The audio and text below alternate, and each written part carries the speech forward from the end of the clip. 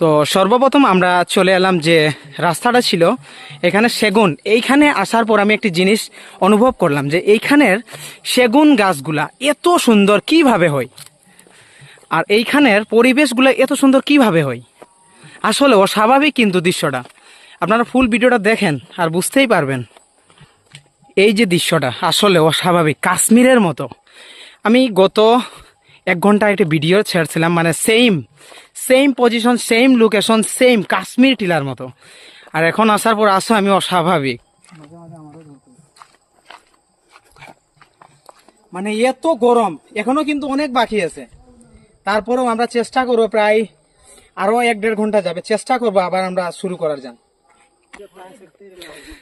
So দ্বিতীয় ধাপ এটা হচ্ছে দ্বিতীয় পাহাড়। তো প্রথম পাহাড় আমরা পার করে দিলাম, এখন হচ্ছে দ্বিতীয় পাহাড়। এখন দ্বিতীয় পাহাড় থেকে আবার তৃতীয়।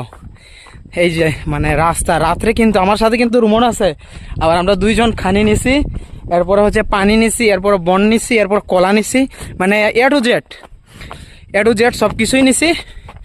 আর আসলে এখানে মানে আমি একটা জিনিস আপনাদেরকে দেখাবো যে জঙ্গলের ভিতরে, মানে বনের ভিতরে কিভাবে সুন্দর প্রাকৃতিক দৃশ্য দেখা যায়।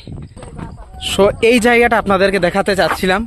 এই জায়গাটা হচ্ছে এই গোবিন্দপুর থেকে প্রায় 1 কিলোমিটার ভিতরে, যা ধসকল পাহাড় রাস্তার পাশে এই জায়গাটা, মানে এত সুন্দর, আসলে সেরা একটি জায়গা। তো এই জায়গাটা আমি আসলে নাম জানি না, কিন্তু দেখতে অত সুন্দর হবো।